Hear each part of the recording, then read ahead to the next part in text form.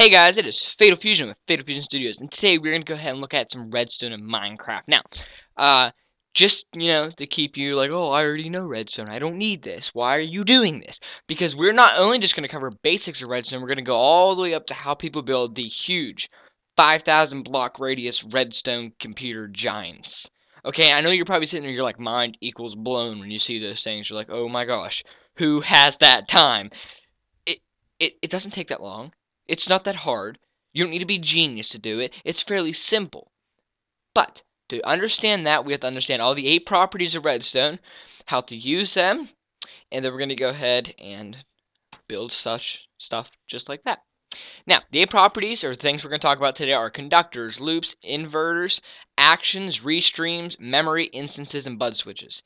Now, the idea of these 8 properties is to take Redstone, using these properties, and treat them as a programming language, okay? Literally, Minecraft is created in Java.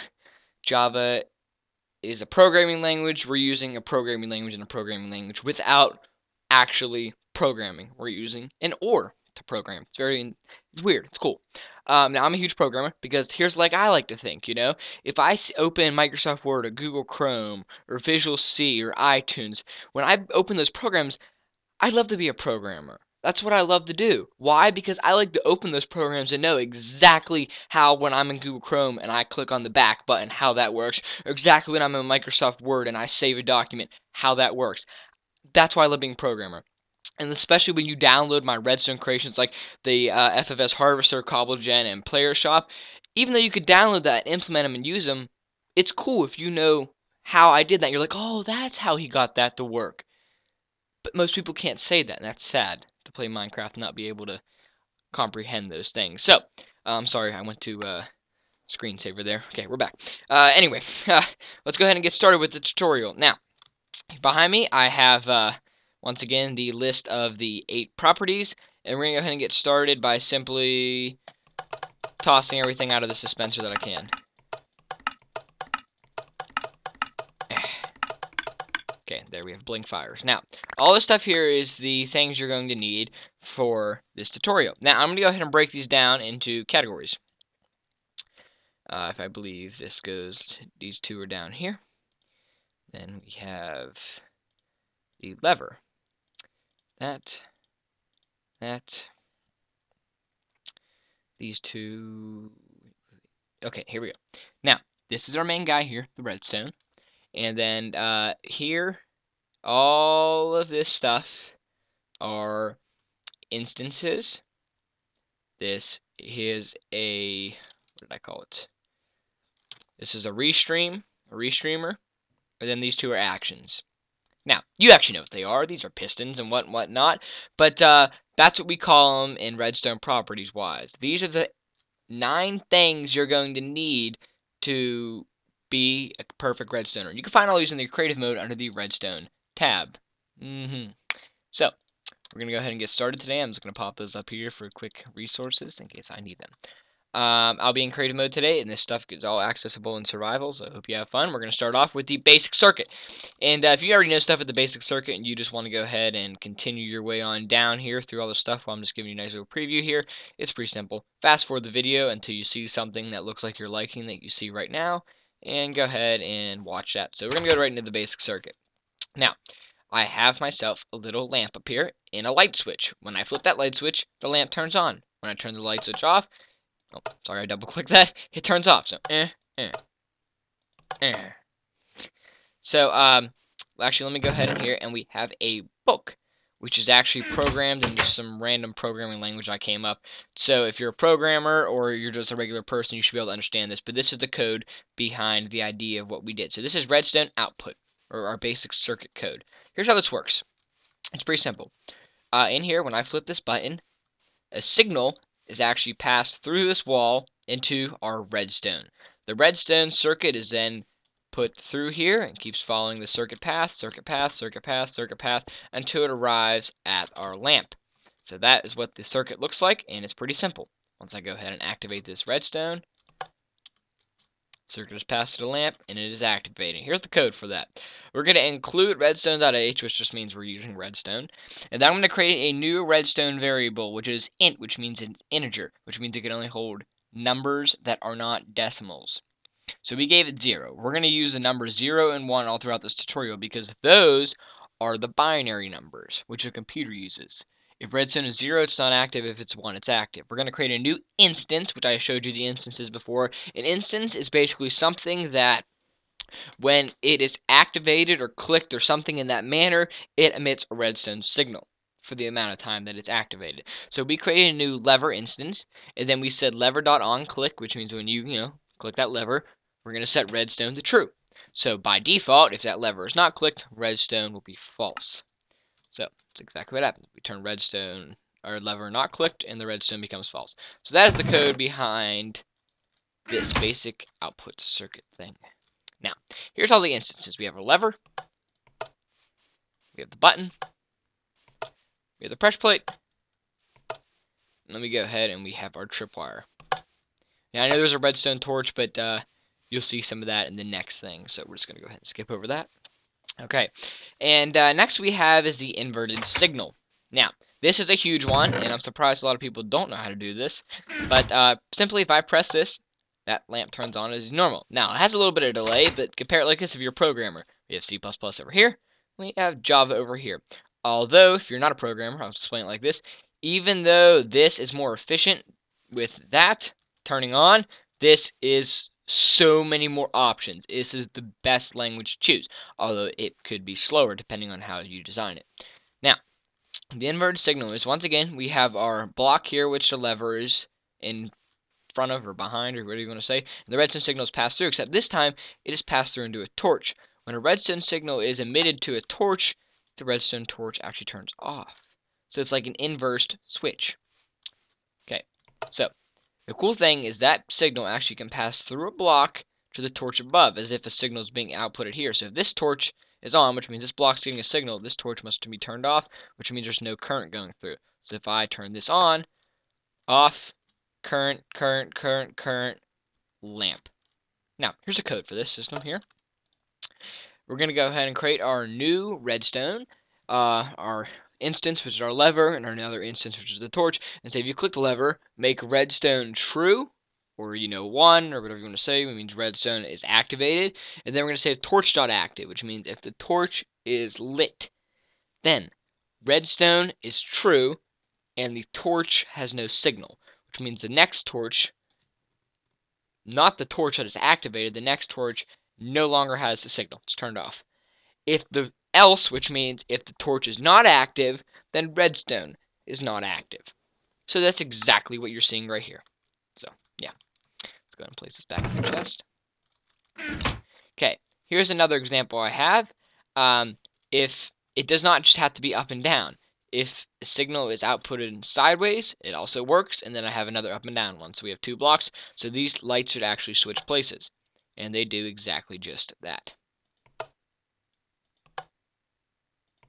So, hope you understood instances, and basic circuits, and inverted signals. Okay, next thing we have is a continuous loop. To programmers, we call these while loops. So we're going to go ahead and grab our redstone loop book, and go ahead and show you guys an example. When I turn this system on, that comes on like normal. If I turn it off, though, it stays on. Now, that's because this is not how you activate a loop. So I'm actually going to go ahead and break that, replace that, delete that. And actually, I'm going to need one of these because I'm going to have to do that again later. Loops are pretty simple. Simple. Okay, there we go. Clear real quick. And you see this thing will actually start blinking. What? I'm going to show you how that's done. Now, let's go ahead outside here.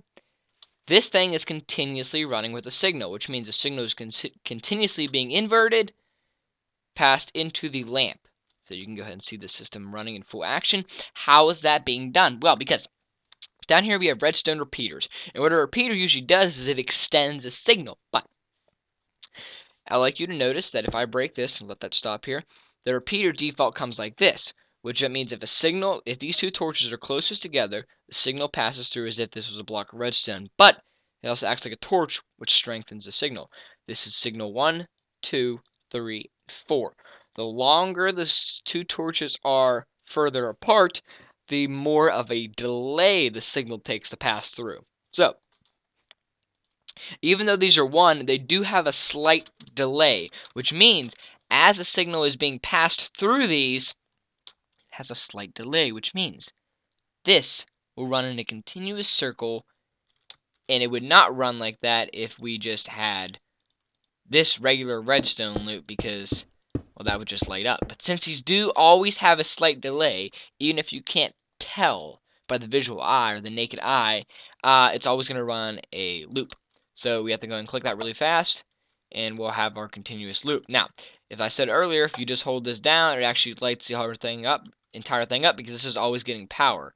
So it's no longer a loop. And if I turn this off, well, there's nothing we can really do about that besides break the redstone, let the loop die, and then replace the redstone back. Now, here's the code for this. We can create a new lever, initialize our redstone, do all that stuff again. Then we created a new restream rep. Rep stands for repeater.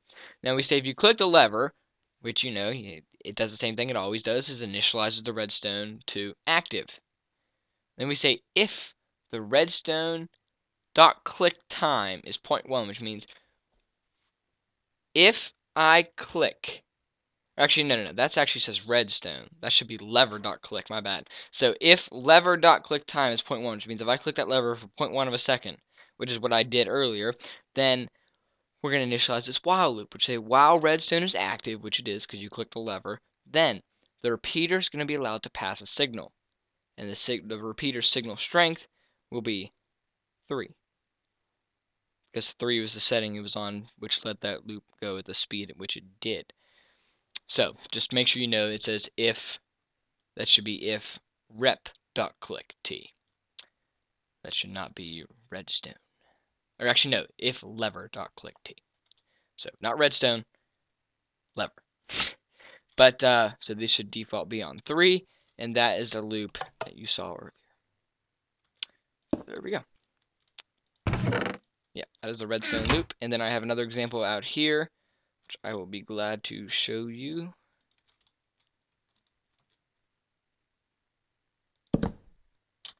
This is a nice bigger one. You can customize this any way you want. Yeah. So let's go ahead and just place this back up here. Set the time and move on to the next thing, which is our conductor. Now, this stuff is going to go a lot faster now that we're done with the basics. The conductor block is pretty simple, okay? So let's go ahead and grab our conductor block code. When I power this, somehow this thing gets powered. It's because since there's a repeater here, the repeater has the ability to pass a signal through a normal block, which it did pass a signal, which lit up this. Now, for example, if this was not a repeater, and I replace this with redstone, signal cannot be passed. It has to be a repeater to pass a signal through a block. This is our conductor block, or the block that's conducting the redstone, as if this was electricity. Now, let's go ahead and look at the code for this system.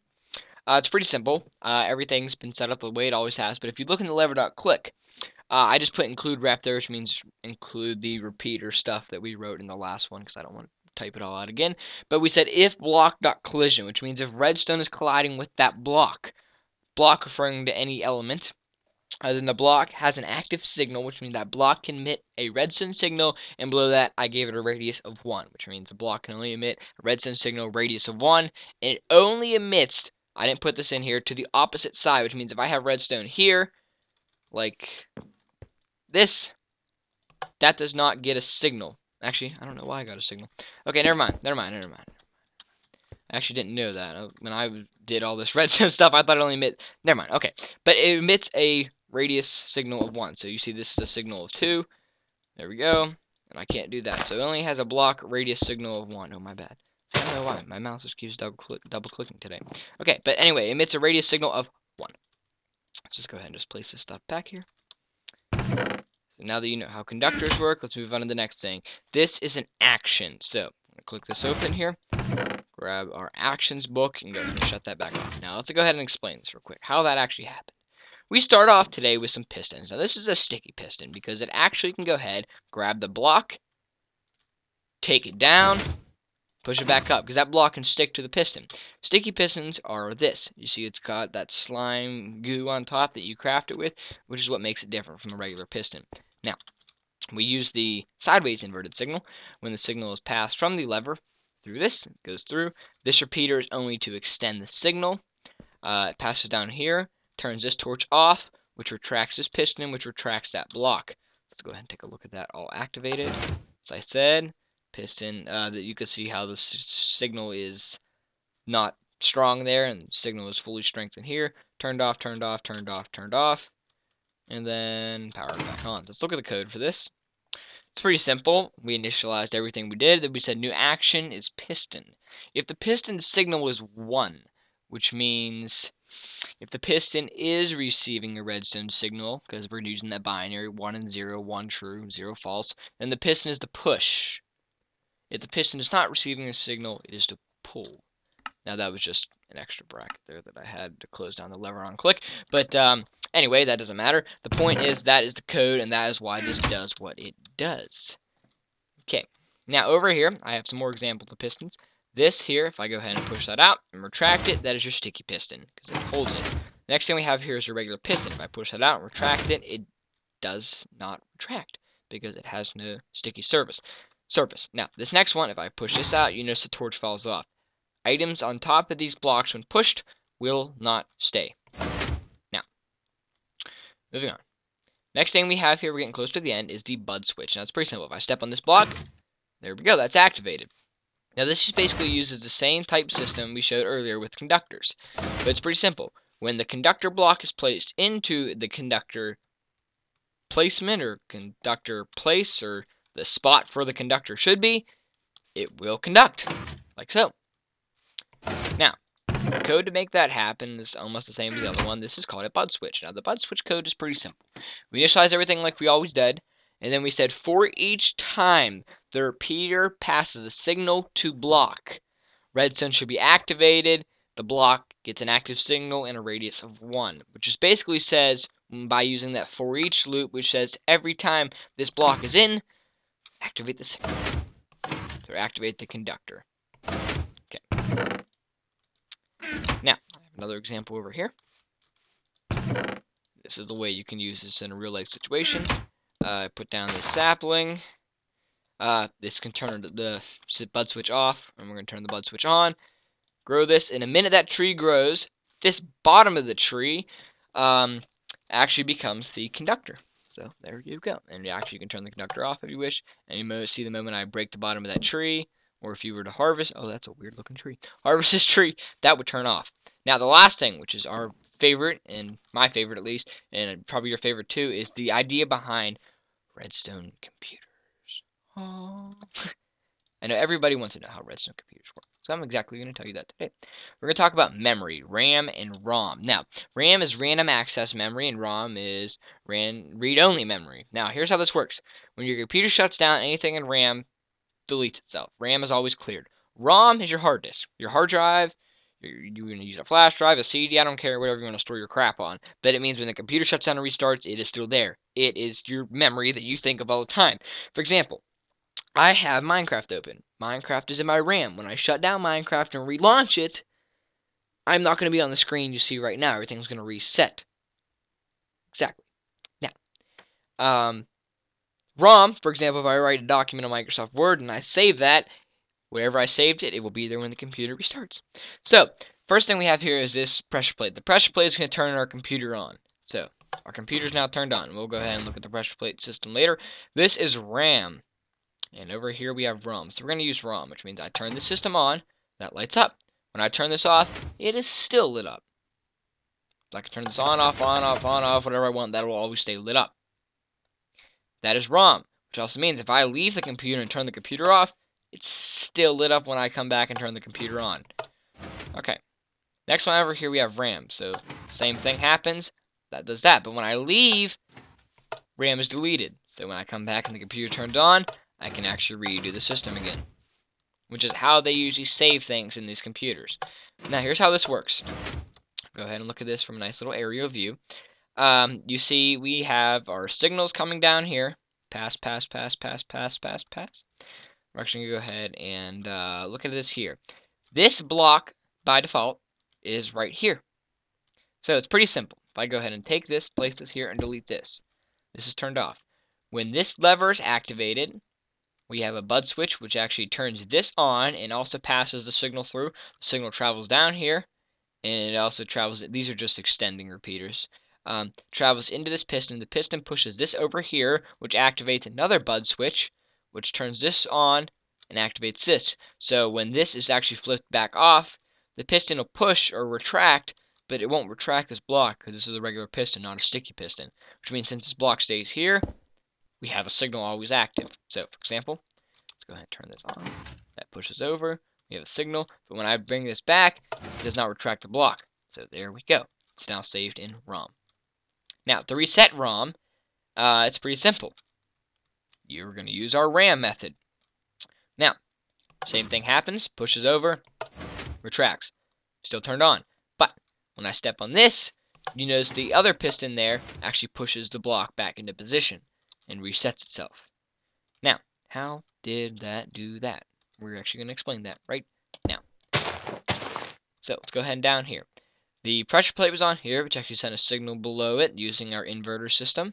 That signal was passed down to here, which passed down to a stream of wiring, which came into here. So we're going to go ahead and grab ourselves a torch because it is dark. And now, just came around here, looped up, and came into here. Behind here, we have a signal, which is active. You really can't see there. Active signal. And if I break this, on top of here is an active signal.